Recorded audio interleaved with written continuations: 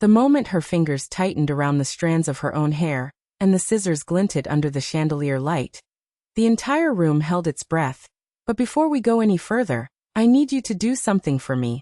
Pause for just a second, like this video, subscribe if you believe silence is not weakness, and tell me in the comments what you would do if the person you trusted most humiliated you in front of the world. Because my name is Humiliated, and the night my husband destroyed my dignity was the same night he unknowingly destroyed his own empire.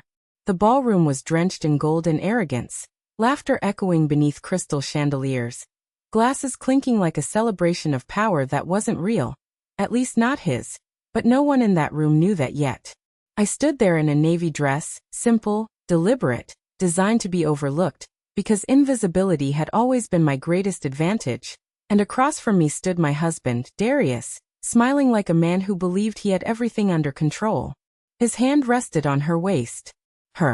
The woman who had slowly replaced me in conversations, in late nights, in attention, and now, in front of everyone, in position. She leaned into him like she belonged there, her confidence loud, her beauty polished, her eyes filled with a victory she hadn't earned but believed she had.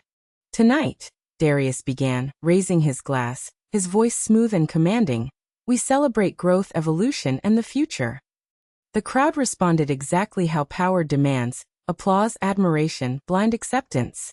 I watched him closely, not with heartbreak, not anymore, but with something colder, something sharper, clarity. Because the truth is, betrayal doesn't break you when you see it coming. It prepares you.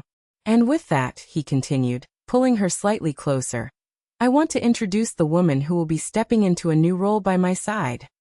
A pause. A calculated one that he wanted the moment to land.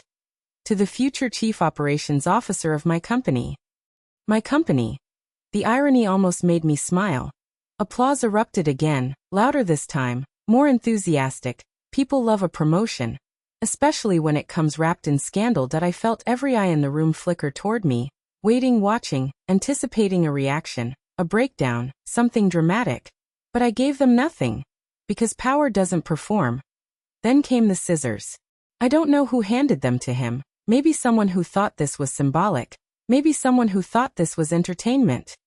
"This," he said, lifting a strand of my hair, "marks a new beginning." The first cut was slow, deliberate. The sound echoed louder than it should have.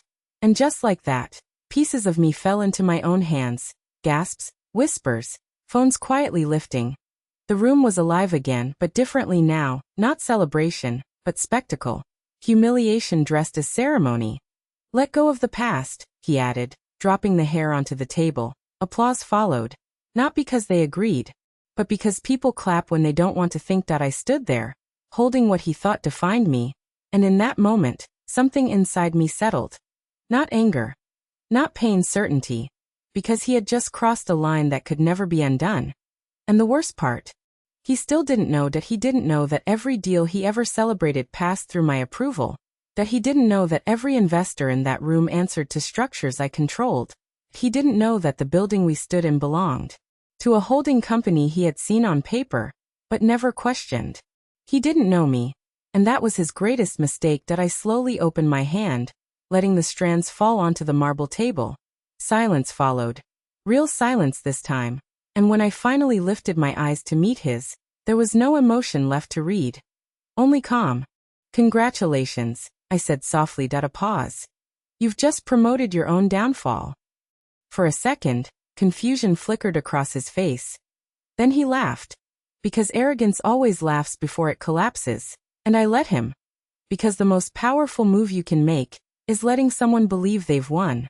The silence after my words did not break into chaos the way people expect when something dramatic happens. Instead, it stretched tighter, heavier, pressing against every person in that ballroom like an invisible force that demanded attention.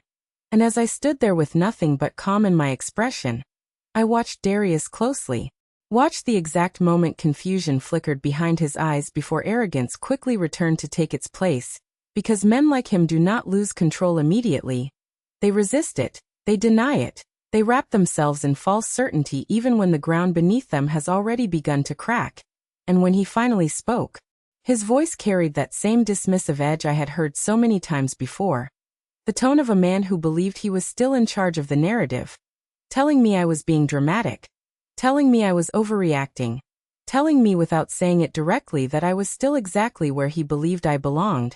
Beneath him, behind him, irrelevant to the future he had just proudly announced. And for a brief moment, I almost admired the consistency of his ignorance. Because even now, even after everything, he still could not see me clearly, and that blindness was about to cost him everything. The woman beside him let out a soft laugh, though it lacked the sharp confidence it carried earlier. And she shifted slightly closer to him as if proximity could shield her from something she did not yet understand. Her fingers tightening just a little on his arm. A small unconscious movement that betrayed the first crack in her certainty. And when she spoke, her voice carried that polished condescension of someone who believed she had already won. Telling me I should accept things gracefully. That I should not embarrass myself further. That there was a way to exit with dignity if I chose to take it. And I turned my head slowly toward her, really looking at her for the first time not as a rival, not as a threat, but as someone who had unknowingly stepped into a storm she was not prepared to survive. And I asked her a simple question. Whether she knew who funded the company she had just been promoted in, whether she knew where the power she was clinging to actually came from. And the hesitation that followed was brief but undeniable, because confidence built on assumption always stumbles when faced with truth. And though she tried to recover quickly, tried to laugh it off, tried to look back at Darius for reassurance, I could already see the uncertainty creeping into her posture, subtle but irreversible. Darius exhaled sharply, clearly annoyed now, stepping forward slightly as if to reassert dominance not just over me but over the entire moment. Asking me what exactly I thought I was implying, his tone firmer now, louder, designed to pull the room back under his control. But control is an illusion when the foundation is not yours, and I did not raise my voice when I answered him. I did not match his volume or his aggression, because power does not need to compete with noise, it replaces it, and I told him calmly that every contract he had signed, every deal he had celebrated, every investor who had ever shaken his hand and called him a visionary had done so under a structure he never questioned. A structure that existed long before he believed he built anything of value. And I could feel the shift begin, subtle at first, like the first crack in glass before it shatters. Completely, as the people around us started to lean in, started to listen. Differently, started to sense that this was no longer entertainment but revelation. I reached into my clutch without urgency, without hesitation, and pulled out my phone. The movement small but deliberate. And when I unlocked it, the glow of the screen reflected faintly against his face as I turned it toward him. Showing him what he had spent years ignoring. The ownership structures, the layered holdings, the signatures that mattered. The silent authority behind everything he believed was his. And for the first time that night, his expression changed in a way that could not be masked, the confidence faltering just enough to expose the beginning of realization. His eyes scanning quickly, then slowing, then stopping as recognition began to settle in. Not fully yet, but enough to disturb the certainty he had been standing on. "This is not possible," he said, though his voice no longer carried the same strength, and I tilted my head slightly, watching him with the same calm I had held since the beginning, asking him quietly if he was sure about that, because the truth does not require belief to exist. It only requires acknowledgement, and around us, the whispers had started, soft at first but spreading rapidly as people exchanged looks, as phones subtly appeared in hands, as the atmosphere shifted from curiosity to something far more intense, something sharper, because people recognize power even before they fully understand it, and what they were witnessing was power changing hands in real time. The woman beside him stepped back slightly now, the distance small but significant, her earlier confidence dissolving as she tried to make sense of what she was seeing, her eyes moving between the screen and his face, searching for reassurance that no longer existed, and I almost felt something close to sympathy for her, because she had entered this believing she was rising, believing she was stepping into something secure, when in reality she had attached herself to a man standing on borrowed ground, and now that ground was beginning to disappear beneath him.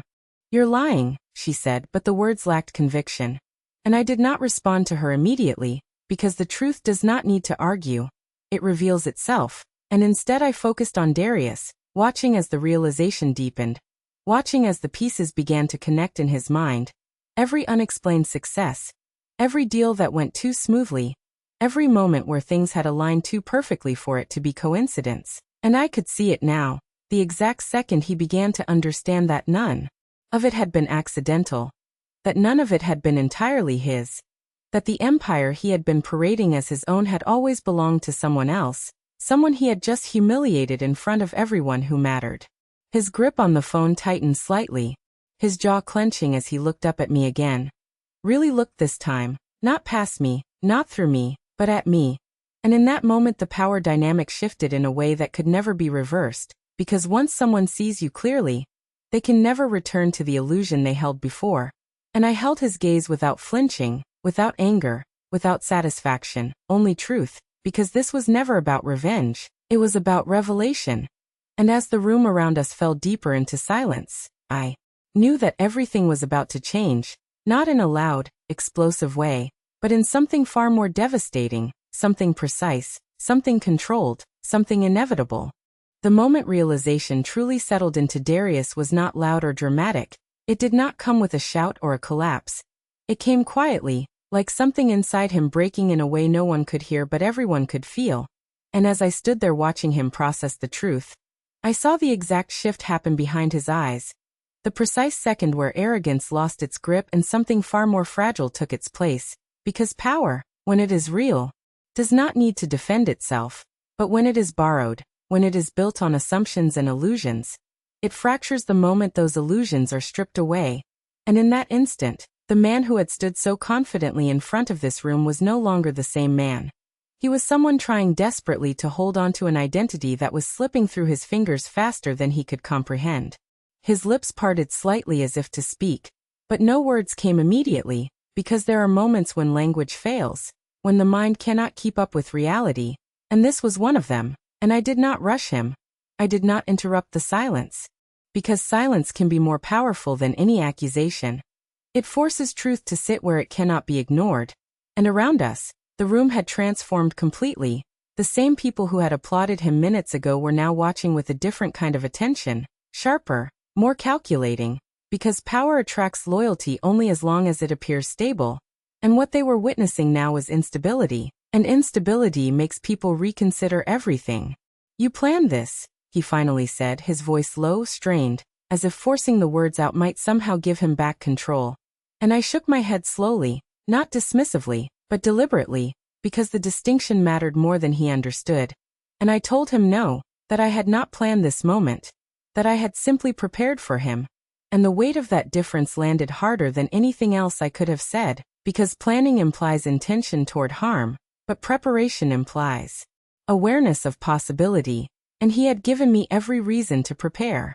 The whispers in the room grew louder now, no longer subtle, no longer hidden, because people were beginning to understand the scale of what was unfolding, not just a personal betrayal, but a complete reversal of power, and the woman who had stood beside him, who had smiled with confidence just moments ago, had now taken another step back, her body language shifting from possession to distance, from certainty to self-preservation, because instinctively she could feel what was happening even if she could not fully explain it. And that instinct was telling her to move away from him, to detach before the fall became complete. "All those deals," he continued, his voice gaining a slight edge of desperation now. "All those investors, those partnerships, they were mine, I built that." And I let him speak, let him hold on to that belief for a moment longer, because letting go of an illusion is never immediate. It happens in stages, and each stage feels like a loss. And then I stepped closer, just enough to close the space between us without invading it, and I told him quietly that he had participated, yes, that he had played his role well, that he had been the face, the voice, the visible force people could associate with success, but that participation is not ownership, and visibility is not control. And the truth is that everything he believed he had built existed within a framework he never created, never understood, and never questioned. His jaw tightened, anger flickering briefly as a defense mechanism, because anger is easier than acceptance, and he accused me of manipulating him, of deceiving him, of orchestrating his entire reality without his knowledge, and I almost smiled at that, not out of amusement, but because it revealed how little he still understood. And I told him calmly that I had never needed to manipulate him, that I had simply allowed him to be exactly who he chose to be, and that his choices had led him here, not my actions, because the truth is, people reveal themselves when they believe there are no consequences, and he had believed that completely. The room seemed to hold its breath again as I continued, not raising my voice, not dramatizing the moment, just stating what had always been true, that every major decision he had made had been supported by systems he did not control, that every risk he thought he was taking had been calculated and secured long before he ever signed anything, that the empire he stood in front of was never built on his strength alone, and certainly not on his loyalty. And with each word, I could see the realization deepen, the resistance weakening, the truth settling into him in a way that could not be undone. "Why didn't you tell me?" he asked finally, and that question, more than anything else, revealed the last piece of his misunderstanding, because even now, even in this moment, he believed he was entitled to that knowledge, entitled to that access, and I looked at him for a long second before answering, not with anger, but with clarity, telling him that I had been waiting for him to show me he deserved to know, that I had been waiting for him to treat me as an equal, as a partner, as someone worth understanding beyond the surface, but instead, he had reduced me, dismissed me, replaced me, and ultimately tried to erase me, and in doing so he had proven exactly why he was never meant to hold that kind of power. His shoulders dropped slightly then, just enough to show the weight of what was settling in, and for a brief moment, I saw something human in him again, something that reminded me of who he used to be before ambition consumed him, and I allowed myself to feel that for a second, just a second, before letting it go, because this was no longer about who he had been, it was about who he had become. I straightened then, shifting my attention away from him and toward the room, because this moment was no longer just between us, it belonged to everyone witnessing it, and I informed them calmly that effective immediately, operational control would be transitioning, that changes would be implemented across all divisions, that the structure they believed they understood was evolving into something far more accurate. And as I spoke, I watched their reactions shift from shock to recognition, from confusion to alignment, because people do not follow noise, they follow clarity. And clarity had just entered the room. Darius stood there, still holding the phone, still trying to reconcile the reality in front of him with the identity he had built for himself. But there was nothing left to argue, nothing left to deny, because truth, once fully revealed, does not leave room for interpretation. And as I turned away from him, taking the first step toward the exit, I understood something with absolute certainty, that this was not the moment he lost everything. This was the moment he realized it had never been his to begin with, and that realization would follow him far longer than any public humiliation ever could. The sound of my heels against the marble floor echoed with a quiet finality that no applause could ever match, steady, controlled, deliberate, each step carrying me further away from the version of my life that had just ended and closer to the truth I had hidden for far too long. And I did not rush. I did not look back immediately, because power is not proven through reaction. It is established through direction, and my direction was forward, away from illusion, away from betrayal, away from a man who had mistaken access for ownership and proximity for power. And as the distance between us grew, I could feel the weight of years beginning to lift, not in a sudden release, but in something slower, something more precise, like a carefully constructed structure being dismantled piece by piece exactly as it was designed to be. Behind me, the room remained suspended in that fragile state between shock and realization, the kind of silence that carries more noise than any argument ever could. And I knew without turning that Darius was still standing there, still trying to hold on to something that no longer existed, still surrounded by people who were already recalculating their positions, their alliances, their loyalties, because power attracts people not out of respect, but out of benefit, and the moment that benefit disappears, so does their devotion. And he was beginning to understand that now in the most irreversible way possible. The elevator doors opened with a soft mechanical hum, and as I stepped inside, the reflection staring back at me from the mirrored walls felt both familiar and entirely new. The same face, the same eyes, but no longer carrying the quiet restraint that had defined me for so long. And as the doors closed, sealing off the noise of the ballroom, I allowed myself a single breath, not of relief, not of victory, but of acknowledgement, Because what had just happened was not just the end of a marriage. It was the end of a narrative I had allowed to exist for far too long. A narrative where I accepted being seen as less than what I was in exchange for something I believed was love. The descent was smooth, almost too smooth for the magnitude of what had just shifted. And my phone began to vibrate before I even reached the ground floor. Messages appearing one after another, executives, partners, systems alerting to changes already in motion. Because while Darius had been celebrating, while he had been performing his version of power in front of an audience, the real mechanisms of control had already been activated, quiet directives sent, access permissions altered, processes initiated that would ensure by the time he attempted to regain any form of control, there would be nothing left within his reach. And I responded with the same calm efficiency that had built everything in the first place: short instructions, precise confirmations, no hesitation. Because hesitation is a luxury you cannot afford when you are reclaiming what is yours.